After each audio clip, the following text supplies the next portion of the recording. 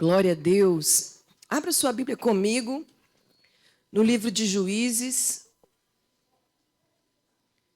capítulo de número 6. Hoje nós vamos ler bastante. Vou esperar você abrir. Irmãos, enquanto eu preparava essa palavra, o Senhor foi me dando algumas direções. E hoje é uma noite em que valentes irão se levantar. Pessoas que Deus vai levantar para mudar a história da sua família e dos lugares aonde você está plantado, lá no seu trabalho, lá na sua casa. Quem recebe isso em nome de Jesus?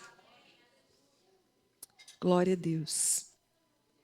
Juízes capítulo 6, versículo de número 1. Posso ler? Vocês estão aí, irmãos? Ai, que bom, né? Glória a Deus, que vocês me deixaram sozinha. Então, vamos lá, versículo de número 1. Fizeram os filhos de Israel o que era mal perante o Senhor. Por isso, o Senhor os entregou na mão dos medianitas por qual motivo que Deus permitiu? Eles escolheram o pecado, né? O mal. Continuamos. Prevalecendo o domínio dos medianitas sobre Israel. Fizeram estes para si, por causa dos medianitas, as covas que estão nos montes e as cavernas e as fortificações. Porque cada vez que Israel semeava, os medianitas e os amalequitas, como também os povos do Oriente, subiam contra ele. E contra ele se acampavam, destruindo os produtos da terra até a vizinhança de Gaza. E não deixavam em Israel sustento algum, nem ovelhas, nem bois, nem jumentos. Pois subiam com seus gados e tendas e vinham como gafanhotos em tanta multidão que não se podia contar. Nem eles, nem os seus camelos, e entravam na terra para destruir. Assim, Israel ficou muito debilitado com a presença dos midianitas. Então os filhos de Israel clamavam ao Senhor. Tendo os filhos de Israel clamado ao Senhor por causa dos medianitas, o Senhor lhes enviou um profeta que lhes disse: Assim diz o Senhor, Deus de Israel: Eu é que vos fiz subir do Egito, e vos tirei da casa da servidão, e vos livrei da mão dos egípcios, e da mão de todos quantos vos oprimiam, e expulsei de diante de vós, e vos dei a sua terra. E disse: Eu sou o Senhor, vosso Deus. Não temais os deuses dos amorreus, em cuja terra habitais. Contudo, não destes ouvido à minha voz. Irmãos, nós vamos continuar o texto, vamos fazer uma pausa aqui. Quem percebeu que eles ganharam um sabãozinho? Olha, tudo que aconteceu com vocês foi porque eu fiz. Eu sou o Senhor. Você está nessa condição porque você escolheu o pecado. Você está nesta condição, Israel, porque você escolheu o nada a ver. Porque você escolheu negociar valores. Você está me clamando? Você está me pedindo ajuda? Eu sou o Deus que te tirou de lá. Mas você não ouviu a minha voz. Primeira coisa que nós vamos aprender aqui hoje, ou melhor, relembrar, é que para andar com Deus, eu tenho que seguir os seus princípios e os seus valores. A gente não pode negociar. A gente não pode ficar pensando que talvez do meu jeito vai ser melhor. Talvez da maneira que eu penso vai ser melhor. Deus já estabeleceu a regra. Buscai primeiro o E as outras coisas?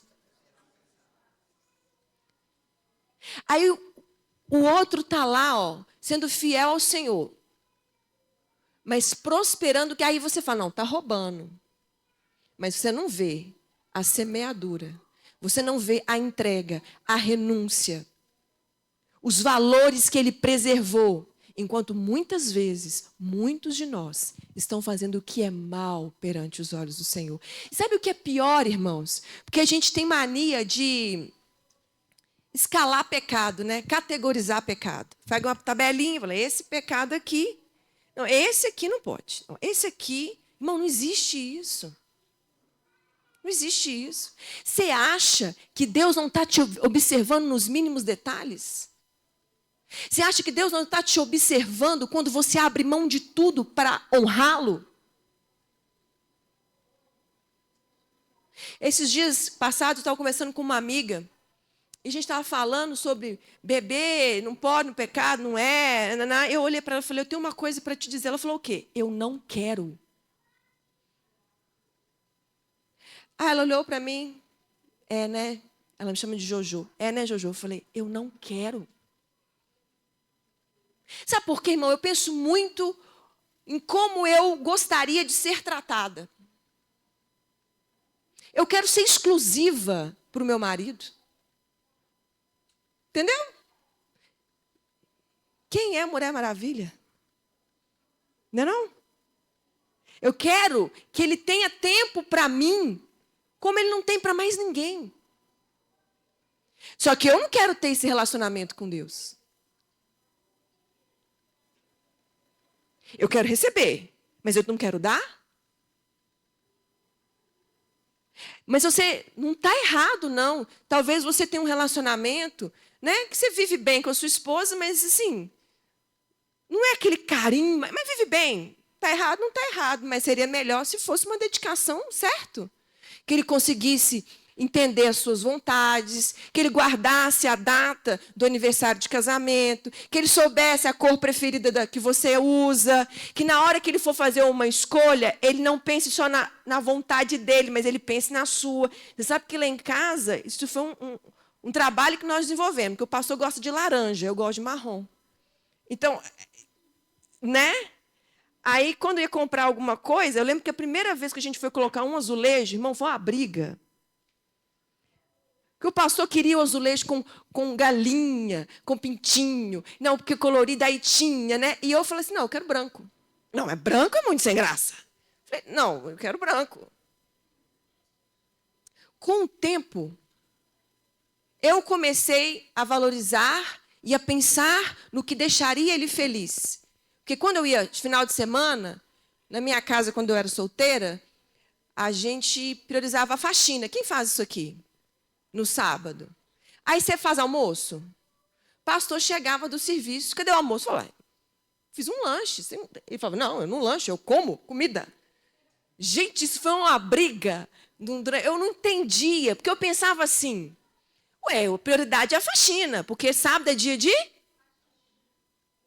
Aí eu comecei a entender, eu falei, não, o que eu tenho que fazer? Eu tenho que priorizar a comida, porque se a comida estiver pronta e a casa não tiver, ele está feliz. Mas se a casa estiver pronta e a comida não está, ele está triste. Entendeu como é que ele pensa? Comigo é o contrário. Se não tiver comida e a casa estiver pronta, eu estou? Mas quem estava chegando não era eu, era ele. Não fica melhor quando você começa a entender a pessoa que está do seu lado? Da mesma forma que quando o pastor passou a comprar uma blusa, uma calça, ele ia lá e escolhia os tons mais nude.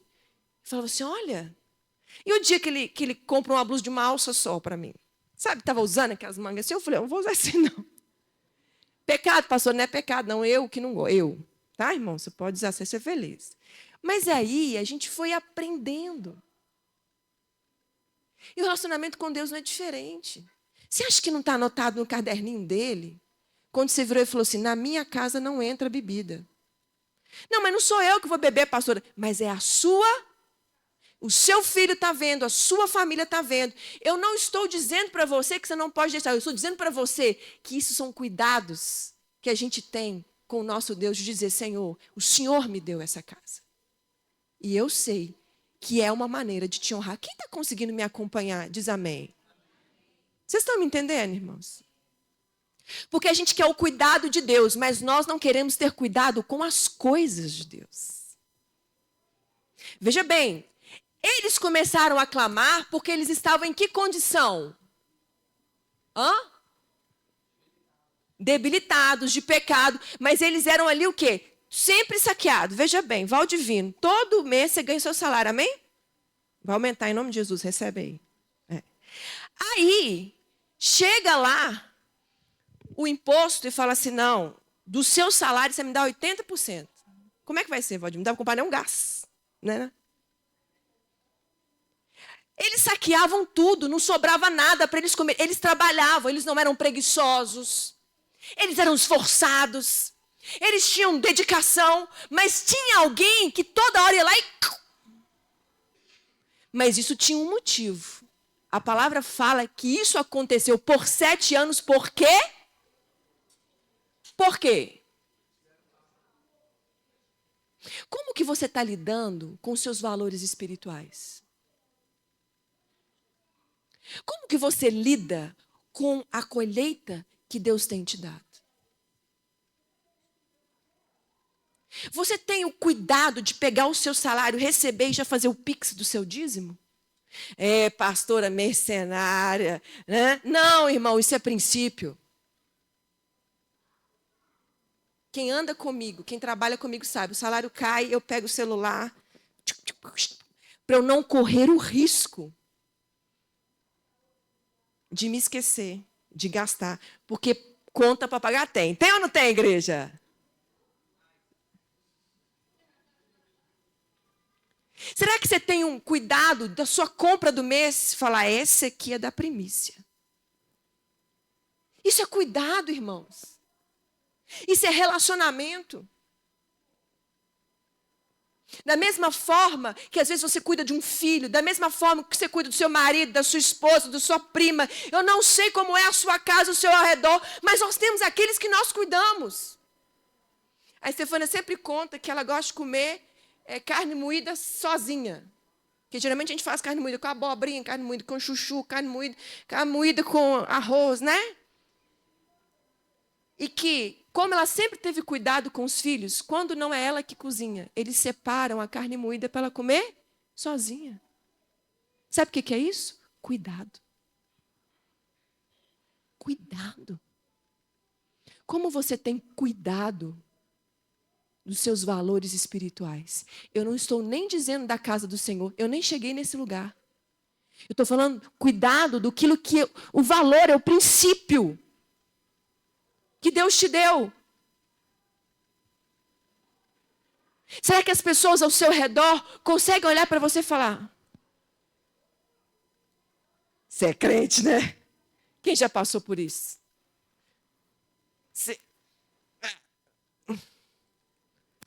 Porque você tem um cuidado quando você se veste. Um cuidado quando você fala. Porque você tem zelo pelo seu Deus e pela sua salvação. Então, nesse textinho aqui, Deus deu uma pequena sabãozinho nele e falou: veja bem, você está me clamando, eu estou te ouvindo. Mas saiba, eu sou o Deus que fiz. E só não estou fazendo agora porque vocês não me ouviram. 7 anos. 7 anos é muita coisa, irmãos? Quanto tempo você já perdeu sendo saqueado pelos midianitas? Quanto tempo você perdeu achando que não é importante dizimar porque todo pastor é ladrão? A Bíblia não diz para você preocupar se o pastor rouba, não. Ela manda você dar. Agora, se você acha que o pastor está roubando, procura uma igreja que você sabe que ele não está roubando. O negócio aqui, irmãos, você tem que entender o seguinte: princípio é princípio. A Bíblia fala assim: honra teu pai e tua mãe para quê? Ou é assim: honra teu pai e tua mãe que cuidou de você, que não te abandonou, para seus dias vocês vão... É assim?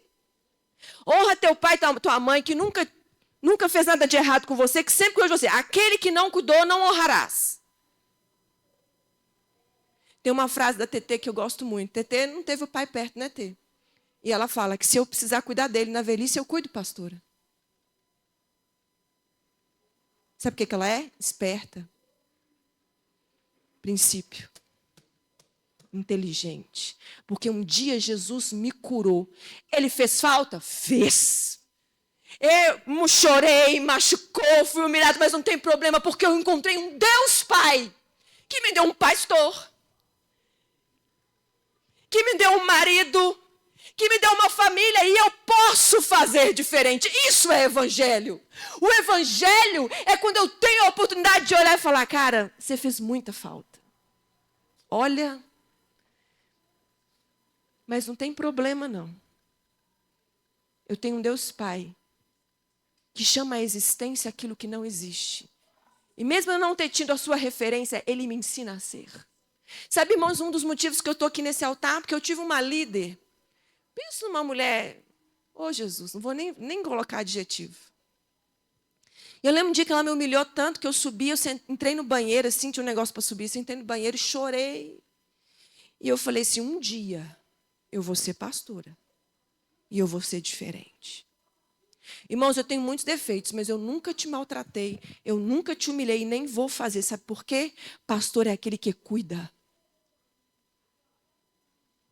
E se tem uma coisa que alguém desta igreja não tem o que reclamar,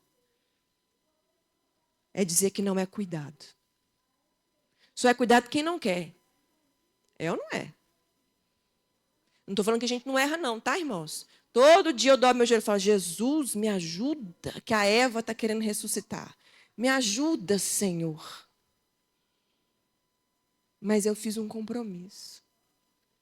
Entenda algo aqui. Muitas vezes esse pranto só chega na nossa vida porque a gente não ouviu a voz do Senhor. Durante anos da nossa vida, meu irmão, nós estamos sendo saqueados. O devorador, o migrador, o destruidor tem entrado na nossa vida. Estuda, trabalha, rala. Eu falo assim, mas gente, mas como essa pessoa trabalha? O que ela tem? Nada. Você conhece alguém assim? Mas como diz uma pastora, quem ora mais trabalha menos. Conhecem? Quem tem compromisso com Deus, trabalha menos. E eu vou te provar na Bíblia. Vamos seguir a leitura. Versículo de número 11. Põe na tela para nós.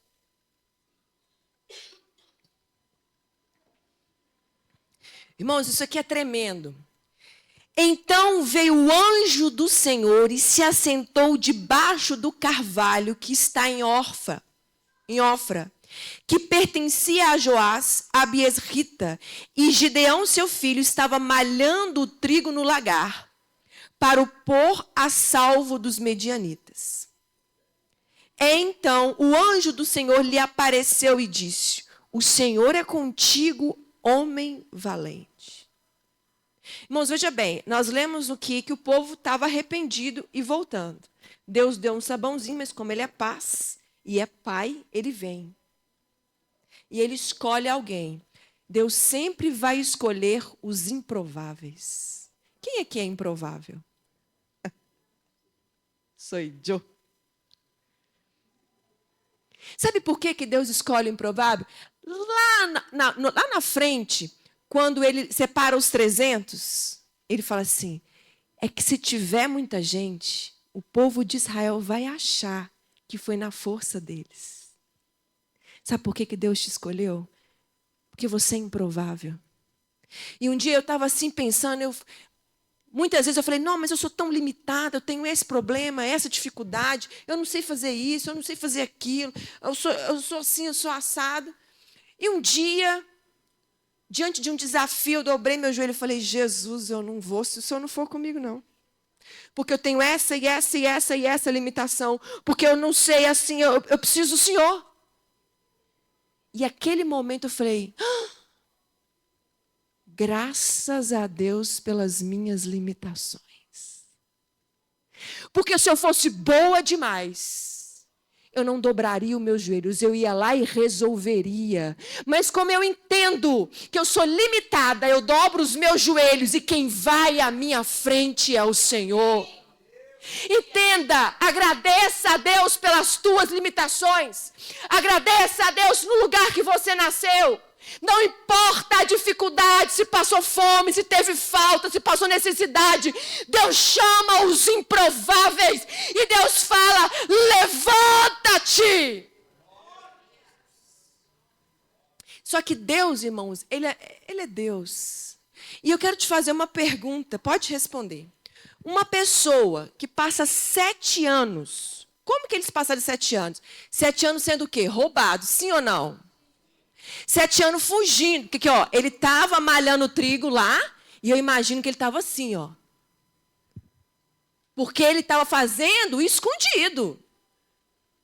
Ele estava fazendo para que sobrasse um pouco, para que os medianitas não pegassem, eles tivessem o que comer. Uma pessoa que passa 7 anos escondendo. Uma pessoa que passa 7 anos fugindo.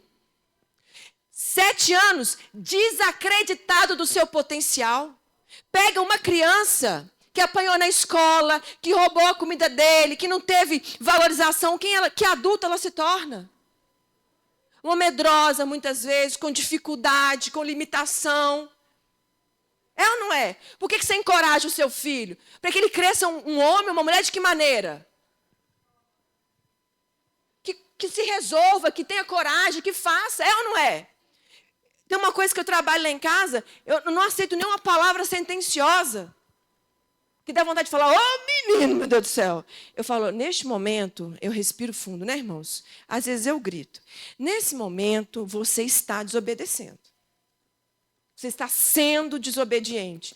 Porque se eu falar, seu desobediente, isso vai gravar na alma dele. Mas quem aqui nunca desobedeceu, que atire a primeira pedra?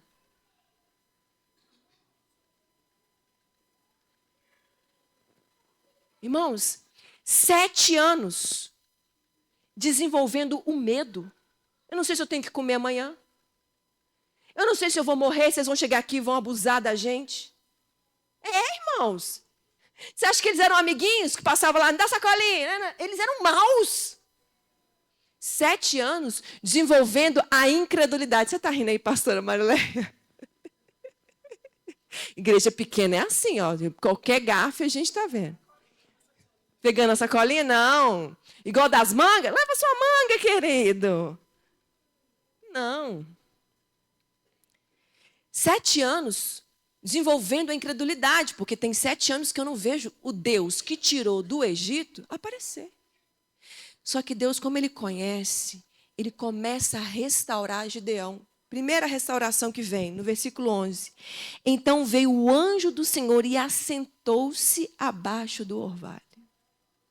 Uma pessoa que senta é uma pessoa que quer desenvolver um relacionamento com a outra, né? Vem aqui, vamos começar, senta aqui.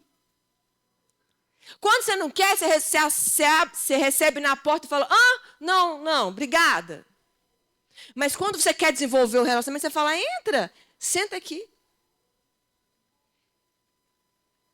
Deus sabendo, te deu com certeza uma pessoa arisca, medrosa. É claro, 7 anos, cara. É muita coisa. E talvez você esteja nessa situação. Então Deus começa a se relacionar e restaurar o altar de comunhão com o povo por meio de Gideão. A primeira coisa que você tem que restaurar para ser capaz de vencer aquilo que te saqueia, que te mata, é o teu relacionamento com Deus. Você tem que ter tempo. Pastora, vale orar lavando vasilha? Vale. Vale orar dirigindo? Se não valer, minha filha, eu estou perdida. Vale. Vale orar de qualquer jeito. Mas quando algo tem valor para você, você senta e se relaciona. Quer restaurar o seu altar? Gaste tempo com Deus e com a Bíblia. A segunda coisa que Deus restaura aqui é a confiança, é o emocional de Gideão. Olha o que ele já chega falando. Vamos lá. No versículo 12. Então o anjo do Senhor lhe apareceu e lhe disse: o Senhor é contigo, homem valente. Que valente, gente. Que valente. Valente, gente. Valente de quê? Uma pessoa que viveu 7 anos sendo saqueada. Deus estava dizendo para ele o que ele era aos olhos de Deus. Para desconstruir a verdade que foi implantada nele por causa de um pecado de um povo. Muitas vezes você colhe semeaduras de pessoas que vieram antes de você. Mas Deus, na sua infinita bondade, Ele senta com você e fala para você o que você realmente é. E eu quero te dizer para essa noite: o Senhor é contigo, homem valente. O Senhor é contigo. Não interessa se foram 7, 10, 20 anos. O Deus do impossível se assenta com você nesta noite e Ele te levanta para mudar a sua sorte. Aleluia! Vamos continuar. Versículo 13. Então lhe respondeu Gideão: ai, Senhor meu, se o Senhor é conosco, olha lá, olha para você ver como a alma está ferida. Por que nos sobreveio tudo isto?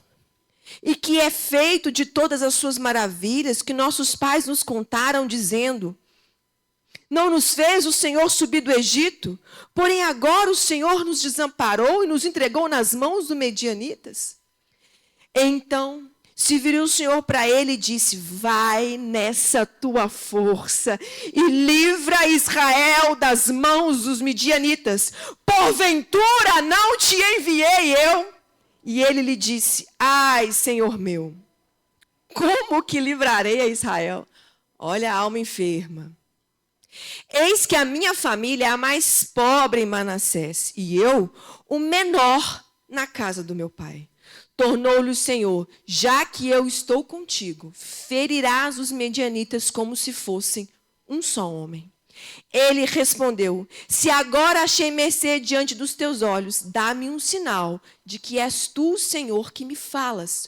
Rogo-te que daqui não te apartes até que eu volte e traga a minha oferta e a deponha perante ti. Respondeu ele: esperarei até que voltes. Oh, irmãos, Deus conhece as tuas deficiências. Ele fala: eu sou todo poderoso, mas não tem problema não. Eu vou esperar aqui, porque eu sei que você precisa disso. Eu sei que você precisa de um sinal. E aí o versículo continua. 19. Entrou Gideão e preparou um cabrito e bolos asmos de um efa de farinha, a carne pôs num cesto e o caldo numa panela. E trouxe-lhe até debaixo do carvalho e lhe apresentou. Porém o anjo de Deus lhe disse: toma a carne e os bolos asmos, põe-nos sobre esta penha e derrama-lhe por cima o caldo. E assim o fez.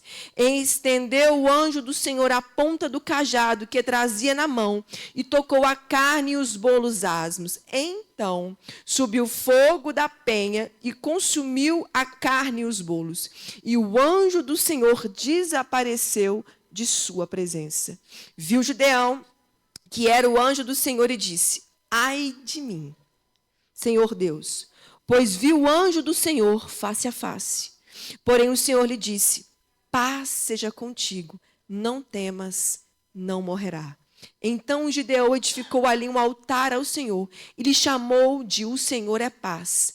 Ainda até ao dia de hoje está um altar em Ofra que pertence aos abiesritas. Irmãos, Deus não vai fazer nada que Ele não seja capaz de te curar e te preparar para o desafio.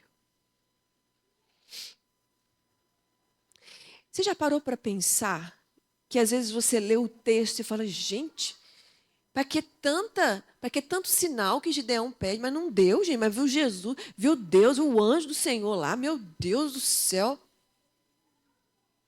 é importante conhecermos a história das pessoas. Ele tinha tantas marcas que ele tinha dificuldade. E Deus ainda assim o respondeu. Vamos seguir aqui no versículo 36. Disse Gideão a Deus: se há de livrar a Israel por meu intermédio, como dissestes, eis que porei uma porção de lã na eira, e se o orvalho estiver somente nela, e seca a terra ao redor, então conhecerei que hás de livrar Israel por meu intermédio, como fizeste. E assim sucedeu, porque ao outro dia se levantou de madrugada, e apertando a lã do orvalho dela, espremeu uma taça cheia de água. Disse mais Gideão: não se acenda contra mim a sua ira. E se ainda falar só esta vez, rogo-te que mais esta vez me faça eu a prova com a lã, que só a lã esteja seca, e na terra ao redor haja orvalho. E Deus assim o fez naquela noite, pois só a lã estava seca, e sobre a terra ao redor havia orvalho. Sabe o que Deus estava fazendo com Gideão? Deus estava transformando a mente dele. Uma pessoa que passa muitos anos perdendo, ela acha que ela só vai. E naquele momento, Deus deu para ele todos os sinais. E eu quero ousadamente dizer para você: você tem todos os sinais que você precisa. Você já sabe qual é o teu chamado. Agora é ir para a batalha. Agora é ir contra a todas as verdades estabelecidas na sua alma. De você não era capaz, que você não vai conseguir, que você não é amado, que você não é querido, que você tem que se contentar com o que você tem. Irmãos, a Bíblia não fala que o rico não vai entrar no céu. Ela fala que é mais difícil, né? Mas ela fala que ele vai entrar, não. E tem gente que não prospera porque tem medo. Deixa eu te falar. A prosperidade é uma consequência de comunhão com Deus. Porque não houve lugar por onde Jesus passou que o milagre não acontecesse. Você conhece? Lázaro, 3 dias. O que Jesus fez? Vem para fora. Não tem comida para todo mundo. 5 pães, 2 peixes, alimentam uma multidão. Isso é prosperidade. Você pode prosperar. Você pode estudar. Você pode sim ter cargos de responsabilidade nessa terra. Você pode. Mude e transforme a sua mente. Por que você está falando isso? Porque eu te faço uma pergunta. Quem Gideão se tornou? Responde aí, pastor Fred. Um capitão. Um cara à frente de exército. Um chefe, uma autoridade.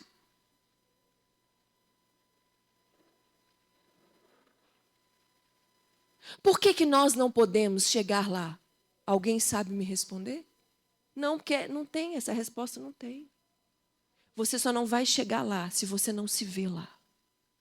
Ah, pastora, mas é que é o seguinte. Imagina o trabalho que Gideão teve. Trabalho você vai ter em qualquer lugar, meu querido. Eu quero é derrotar os midianitas. Trabalho você vai ter em todos os momentos. Eu quero é cumprir o chamado de Deus na minha vida. Trabalho você vai ter em todo lugar. Eu quero é viver nessa terra a bondade, a abundância, a prosperidade que Deus tem para mim, dentro da verdade da palavra e ainda ir para o céu. Eu quero mudar a história daqueles que estão ao meu lado. Deus quer levantar Gideões aqui nessa noite. Homens e mulheres valentes, capazes de interferir na sociedade. E eu digo para você que é pai, para você que é mãe, você é o maior influenciador dessa sociedade. Você não precisa de cargos, mas você tem flechas na sua mão que podem muito mais além de você.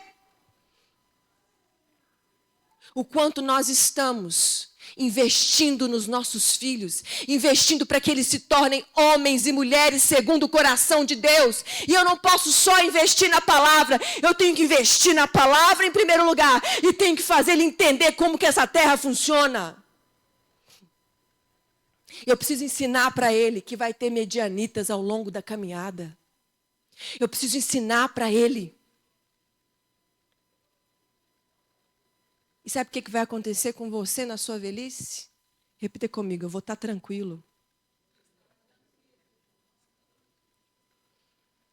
Um dos piores ditados que eu já ouvi. Filho criado, trabalho dobrado. Pode te dar trabalho para criar, porque para criar dá trabalho. Mas se você criou lá na frente, é só colheita. E colheita boa.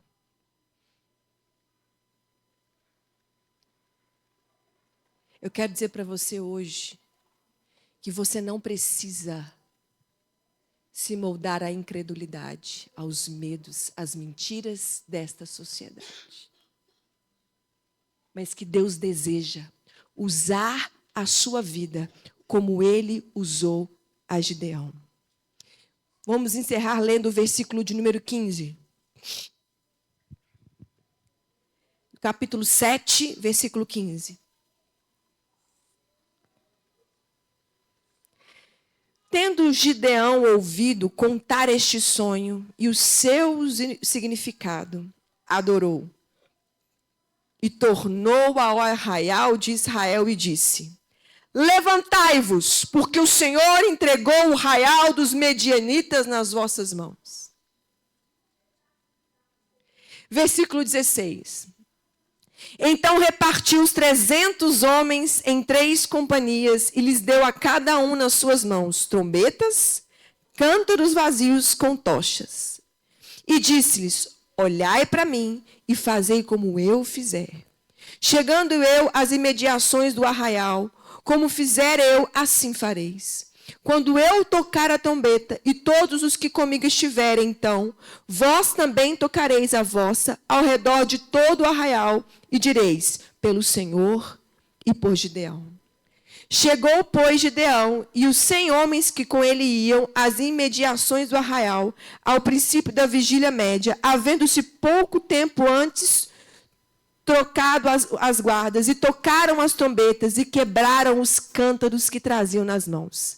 Assim tocaram as 3 companhias as trombetas, e despedaçaram os cântaros, e seguravam na mão esquerda as tochas, e na mão direita as trombetas que tocavam, e exclamaram: espada pelo Senhor e por Gideão. E permaneceu cada um no seu lugar, ao redor do arraial, que todo deitou a correr e a gritar e a fugir. Ao soar das 300 trombetas, o Senhor tornou a espada de um contra o outro, e isto em todo o arraial, que fugiu rumo de Zererá, até Bet-saita, até o limite de Abael-meloá, acima de Tabete. Então os homens de Israel, de Naftali e de Azer, e todo o Manassés foram convocados e perseguiram os medianitas. Irmãos, em nome de Jesus, eu quero dizer para você uma coisa. Quem ora mais, trabalha menos. Não, pastora, a senhora é muito chata, a gente está aqui, a senhora fala, ora igreja, eu vou falar, irmãos, enquanto tiver ar nos meus pulmões, eu vou falar, ora igreja, porque se o Senhor, se o anjo do Senhor estiver conosco, se tiver direção, a gente não precisa de muita gente, a gente não precisa de muitas coisas, a gente precisa de palavra, de direção e de atitude. Irmãos, Nós vamos ganhar esse bairro para Jesus. Nós vamos ganhar o bairro Universitário São Francisco para Jesus. Em nome de Jesus. Sabe como? Com a trombeta, com a tocha e com o cântaro. Com a trombeta, com a tocha e com o cântaro. Com direção, com voz profética, com sinais do Senhor, confirmando que Ele é conosco. Mas para isso, um exército precisa se levantar. E eu quero te perguntar algo. Você é daqueles que tomam água com a mão? Ou que levam a boca no rio? Porque só ficaram os que tomaram água com a mão. Mas estes que ficaram na história. Aonde você quer ficar? Nos seus 7 anos? Você quer ficar preso nos seus 7 anos? Você quer ficar preso na história que você sempre me conta? Ah, pastora, porque em 1900, Guaraná com rolha, aquele pastor falou aquilo comigo. Você já passou dessa fase. Esses 7 anos estão ficando para trás. Deus tem tempo novo. Eu quero profetizar que se levantarão novos intercessores. Vai se levantar novos levitas. Vai se levantar homens íntegros nesta igreja. Mulheres de Deus. Em nome de Jesus. E eu quero profetizar uma coisa aqui, irmão. Eu tenho orado muito por isso. Pessoas que queiram sensibilidade no mundo espiritual. Para entender quando que você está sofrendo um ataque ou quando de fato você tem que tomar uma dipirona. Porque muitas vezes, irmãos, eu fico falando assim, gente, será que ele não está vendo que é Satanás, não? Será que ele não está vendo que o diabo está agindo na vida dele, não? Aí eu viro a pastora doida, né? A pastora só vê demônio. Tudo a pastora é orar. Que bom, né? Glória a Deus. Mas é porque muitas vezes você não está vendo. Eu olho para algumas pessoas e falo, gente, essa pessoa tem tanto talento e ela está sentada na cadeira. Ela tem tanto para oferecer. Em nome de Jesus, transforma hoje a tua mente. Você não precisa mais de sinais. Você não precisa mais de confirmação. Você já sabe o que Deus tem para você. Você só precisa se levantar para cumprir o propósito de Deus na sua vida. Levanta-te, igreja. Não pense que essa palavra é para a pessoa que está do seu lado, é para você. Aí você vai me dizer assim, para encerrar, pastora, mas é difícil. Tudo que é difícil tem um gosto melhor no final de vitória. Difícil, meu irmão, vai ser morar no inferno.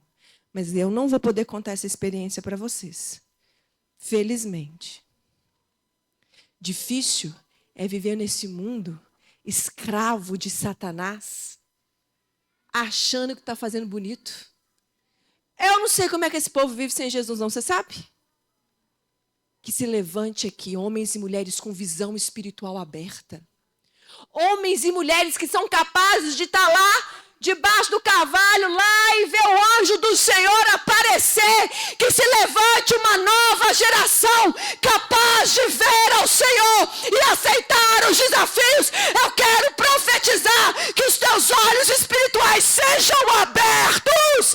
O seu relacionamento seja restaurado. Você que tem que restaurar o seu altar hoje. Seja você diácono, pastor, presbítero, levita. Se você sente necessidade de falar, Senhor, eu preciso restaurar o meu relacionamento. Nós vamos orar. Nós vamos clamar. Mas essa é uma oração que eu não posso fazer por você, sabia? Eu posso fazer oração de cura. Eu posso repreender demônios. Eu tenho muitas autoridades dadas na Bíblia como pastora, mas a oração que restaura o altar, ela é sua. O que você precisa pedir perdão hoje? O que roubou os teus valores? O que te tornou um desacreditado do Evangelho de Cristo? Não me dê desculpa que foi homem, porque homem é homem e Deus é Deus. O que te tornou um desacreditado da sua fé? Pega tudo isso e põe nos pés do Senhor e fala: Deus, o Senhor é o Deus que me tirou do Egito. Eu sei que eu não te ouvi, mas hoje restaura o meu altar e me deixa ouvir do Senhor o que eu realmente sou. Você não é coitado. Você não é tadinho. Você não é medíocre. Você é valente de Deus. E Deus te chamou para fazer a diferença nessa terra. Feche os teus olhos.